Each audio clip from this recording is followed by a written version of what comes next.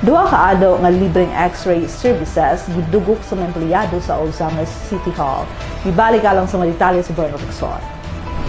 Gidugukan sa kapin sa 900 ka mga interesadong empleyado gikan sa nagkadaiyang departamento ug buhatan sa Ozames City Hall nga gustong makabenepisyo sa duha ka adlaw nga libre o walay bayad nga mobile chest X-ray diagnostic imaging services ang nasangpit nga programa og serbisyo publiko sa gobyerno nga gipasugdahan sa Department of Health sa pakigtambayayong sa Alay Buhay Foundation ay Davao Diagnostic Center Incorporated ug hugtanong gisuportahan usab ni Ozames City Mayor Attorney Henry N.D. Puentes Humanal Jr. pinaagi sa mga healthcare professionals sa Ozames City Health Office. Nagsugod alauna sa hapon Nobyembre 28 hangtod sa alas 4 sa hapon Nobyembre 29, 2024 dito sa Ozames City Hall Covered Court ug sa IBGT Compound, Barangay Karangan, Ozames City. Kani nga program nga atong gibuhat karon is gi-initiate ni siya sa kaning isa ka non-governmental organization nga gitawag og Alay Buhay Foundation.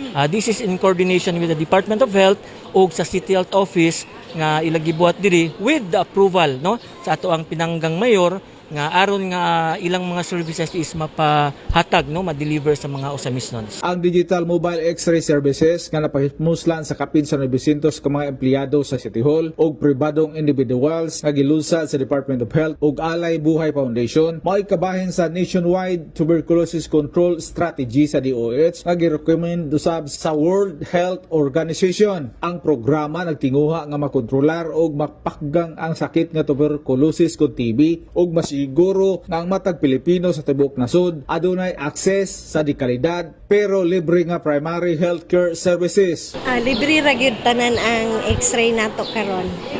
Isa mo makakuan pwede maka-benefit ani.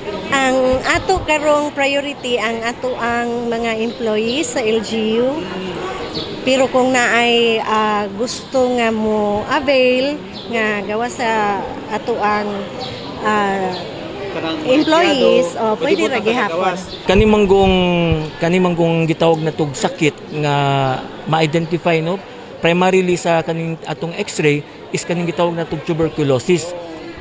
Sa atong naibaw-an daghan yung mga katawhan no naa na gyud aning kagaw nga gitawag na tug tubercle bacilli sa ato ang lawas. Dayon wala lang ta nakabalo nga naa na dayta ani dayon nga posible na dayta makatakod. So mao nang importante gyud kaayo nga ma-identify nato as early as now kay aron pud nga makadawat pud tagtambal as early as now aron nga matambalan ta aron nga dili pud ta makatakod sa early treatment pud ta. Gidugang na Mr. Go nga supportive kaayo si Mayor Indy niini nga programa gumikan kay dako kay kining ikatabang nga mas mapauswag pa og magbalampuson ang comprehensive healthcare program nga maoy top priority sa Asinso Ozames Administration para sa mga Ozamesnon. Ang atagaan natong serbisyo ang katong mga Ozamesnons lang gyud no. Ozamesnons kay aron nga sa ingon nga atong ma-assess no ang health condition sa matag isa kay ang kabaluta nga ang Asenso Administration dili lamang sa ginagbay nga pamaagi apan sa kaning tubukan o gilabi na sa atong health condition no nga matag Ozamesnon healthy good. Gawas nga libre ang digital X-ray services, paspas usab kini og accurate ang resulta niini nga gidumala sa mga espesyalistang healthcare professionals. Matud pa ni National Tuberculosis Program Coordinator Miss Alma Gudoy Sirot. Naatay doctors katong sa Radtech sila mo ay mo reading sa mga results.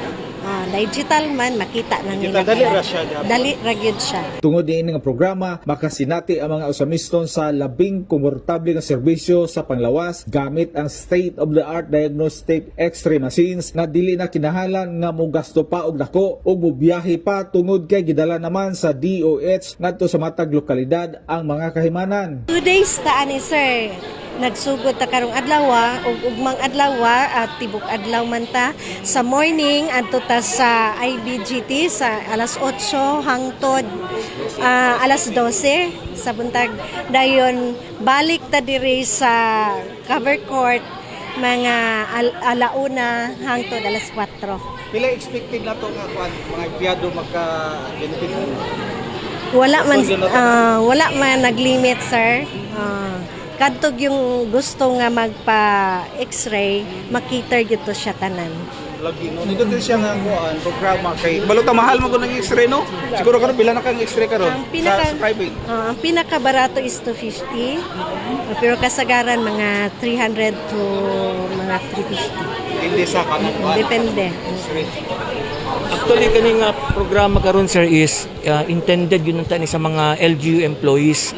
So mao nang among gipanawagan no sa mga LGU employees nga kung wala ta na X-ray 6 months ago is magpa-X-ray ta rumasuta nato no nga ato ang health condition kay napoy mga ubang katawhan manggod let's say mga empleyado pud nga gusto unta magpa-check up, gusto magpa-X-ray pero kanilaging usahay ma-short ta sa financially.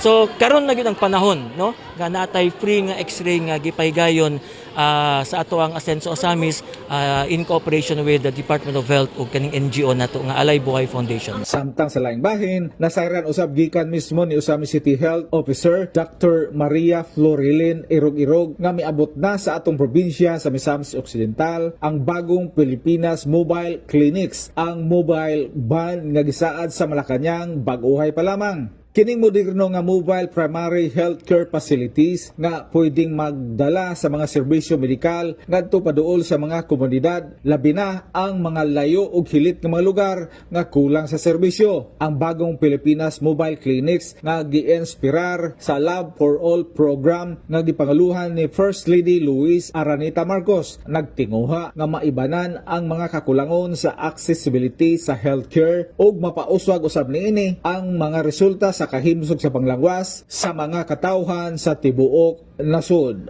Alang sa Osamis Today, ako si Bernard Coxo. Salam Bernal.